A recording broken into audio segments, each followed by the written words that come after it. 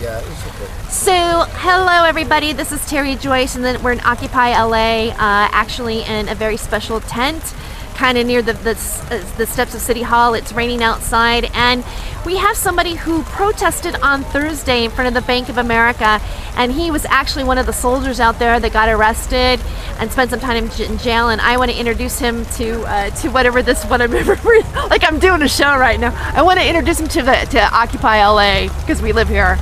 So, tell us what happened on that Thursday. Okay, so first of all, Thursday started out with a union march. SEIU came out and they were doing their permitted march. So what happened was the cops had blocked off all the roads for the route, the permit route. And there was no car. This is why I hate permitted marches and permitted protests. Because when you permit a protest, everybody can't see you because they blocked off everything. Well, anyways, they marched around and they came around to the end of their permit. So the first thing that happened is the occupiers, the ones who were with the union members but not with the permit, we wanted to go further past the little line that the police officers with the bikes had made. So we ran past ran up to the permit line where all the cops were, and there was a scuffle. So a few of us broke through, two of our people got arrested, and I came back around the cop line and I walked on the sidewalk and I started running to get past the line, just to walk on the sidewalk. And then the cops had swarmed me and I dropped to the ground peacefully protesting and laying down. So reporters came up to me, asked me questions, and then the cops left and didn't mess with me because they didn't want all that publicity for someone on the sidewalk. So what happened is, after that, we didn't believe that the SEIU march had gotten much done, so we went to the Bank of America. All of the occupiers, there must have been about 300, don't quote me on that number, but it seemed like that many. So we pitched up tents on the grass of the Bank of America, and we were told to disperse because it was private property. Well, some of us didn't want to disperse. There was about 30 of us, I believe, and we stayed on the lawn. And what happened is riot cops, they filled 2 blocks worth, 2 streets worth of riot cops and cop cars, and they swarmed for about 30 protesters that were on the lawn. So basically, I was standing there because there was a group of people surrounding the tents that they had set up, and they had linked arms. And then there was another group of people blocking off the riot cops from coming down the sidewalk just to give us some time.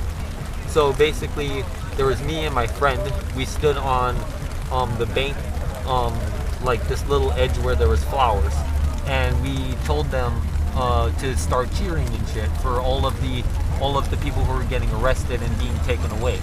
So what had happened is 2 cops with shotguns and beanbags inside the shotguns, they aimed it at me like as if they were going to shoot me because I was rounding up the crowd. So I'm not gonna lie, I was dead scared that he was going to shoot me. I knew it was going to hurt. So I turned my back, because if someone's going to shoot me, they're going to have to shoot me in the back, especially a cop.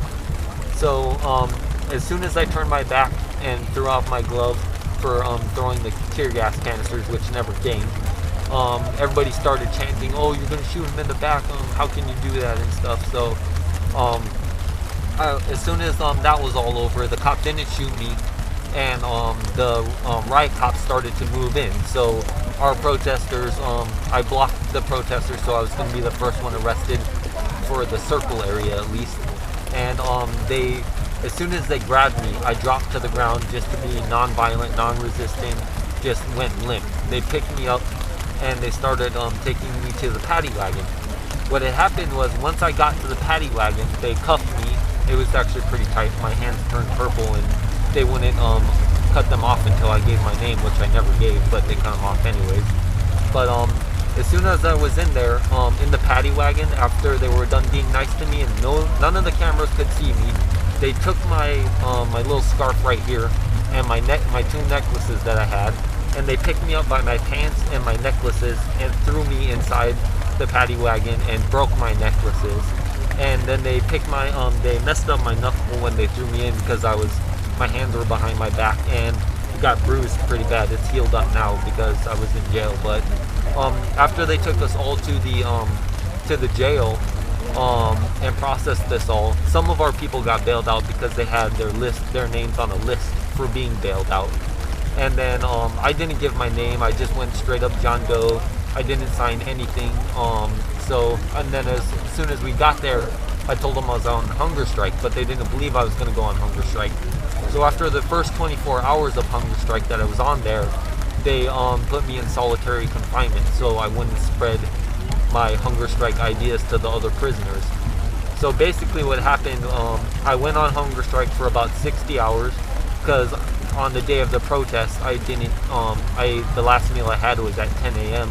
and we got booked around, I think it was about 6 o'clock.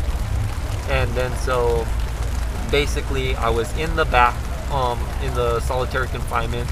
I didn't eat for the whole time. I just laid down and slept because that's the best way to conserve energy and keep the hunger strike going as long as possible.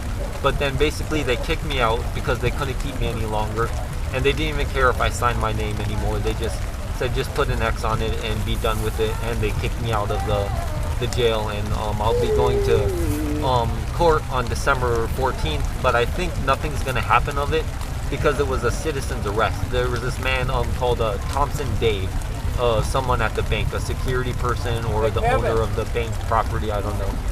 But basically what happened, what will happen is this is Alex. just like a ticket that an officer gives, the accuser has to Hey, be. can you give us a few minutes? The person has to be there to accuse you and be with there giving you the ticket. Give me a few minutes. I don't think this rich banker dude is gonna come for every single person. I mean, there was like 30 people he mass arrested. So the cops did the dirty work of a banker and kicked us all off the stuff. But basically that's what happened. Got back, ate some Chinese food, big old plate because I was super hungry. But I'm ready for more. Thank you. Yeah. Thank you.